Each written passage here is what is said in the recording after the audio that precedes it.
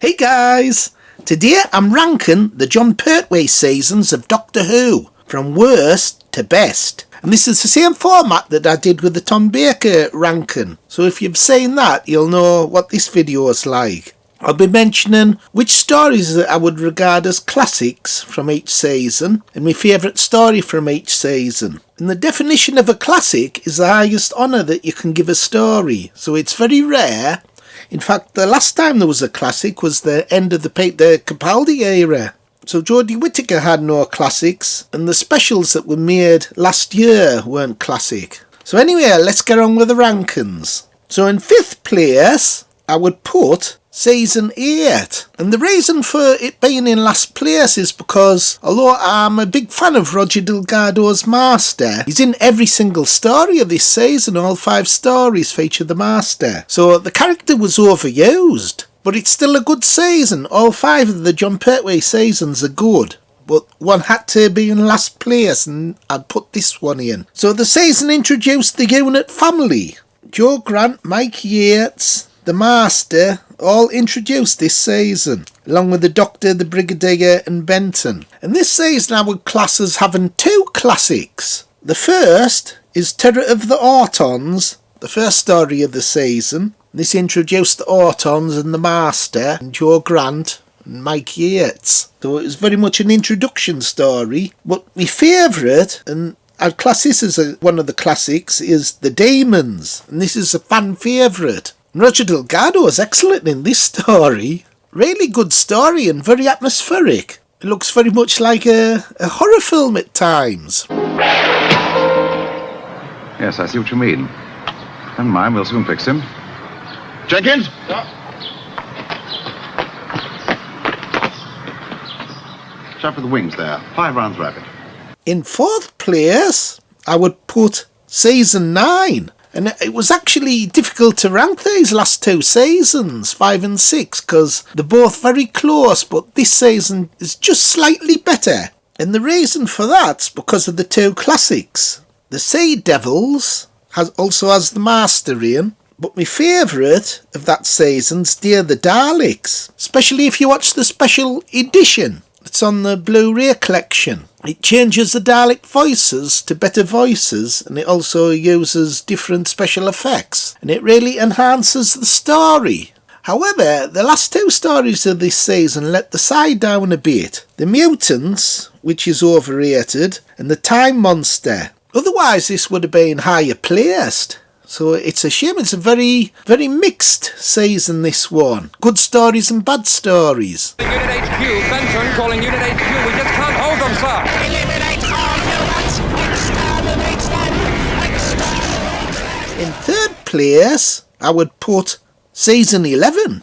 And this is a very underrated season. It's got new titles. It's got a new companion, Sarah Jane Smith, who's in a kind of tomboy mode. She actually works better with Tom Baker's Doctor, but it's still good to see her. Sadly, this season didn't have any Master stories, as Roger Delgado died in a car accident. But it has good stories. However, Jon Pertwee's performance looks a little tired in his last season. But I would still class this season as having 3 classic stories. The Time Warrior, which introduced the Sontarans. Invasion of the Dinosaurs, which is very underrated. It would be great if they did this story with better special effects, having the dinosaurs look better, but it's a great story. And also Planet of the Spiders, which is my favourite of that season. Once again, this story would look extremely good if the spiders were changed with new effects. It would be absolute horror, in fact, if they used good spiders and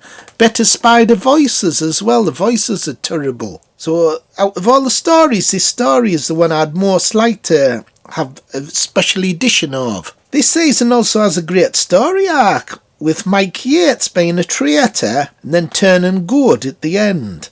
Also, Death to the Daleks is really good. That's almost classic status. The only bad point of this season's Monster of Peladon, which is a poor sequel to The Curse of Peladon. But overall, it's a very underrated season, season 11.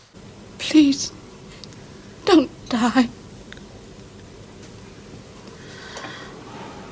A tear? Sarah Jane?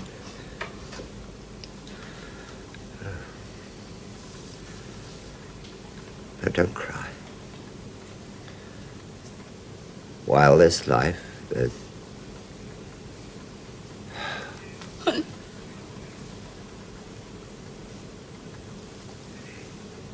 In second place, I've got season 7. This is a very different season, John's first season. It's like Quatermass. So the Doctor's the Quatermass character in this season. It's the most adult Doctor Who as well. The companion Liz, she's more mature and sensible. There's only 4 stories this season instead of the usual 5. But 3 are classics. Spearhead from Spears, which introduced the Autons. Doctor Who and the Silurians introduced the Silurians. And my favourite is Inferno. And I'd put Inferno as my second favourite Pertwee story of them all. It's really good, using an alternative universe. Only trouble with this season is 3 of the stories are 7-parters, which creates a lot of padding. And I'm not very keen of the Ambassadors of Death. That's the only one I don't like. But overall, it's a great season, and it's a pity they didn't do more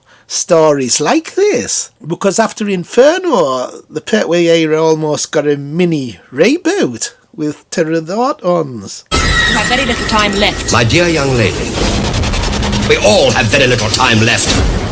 Doctor, where did you go? Parallel world, Liz. Terrible things are happening there. Terrible things. In first place, I've got season 10.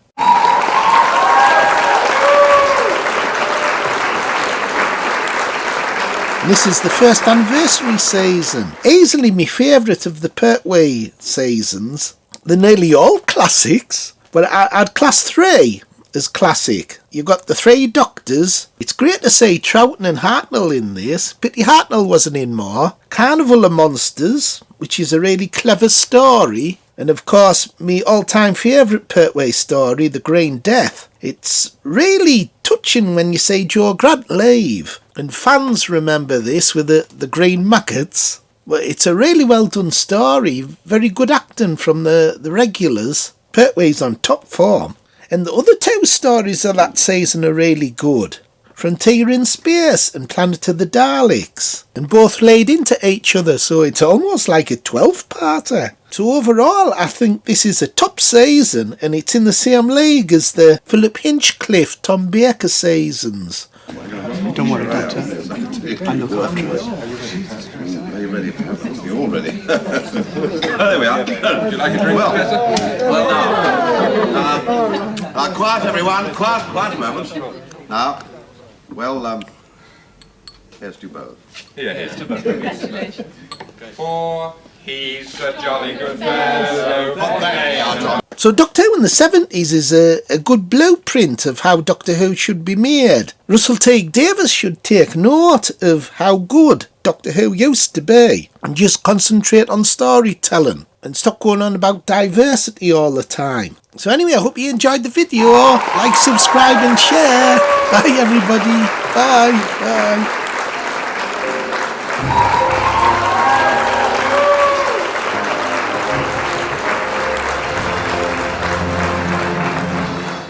Jolly good fellows, for they are jolly good fellows. And so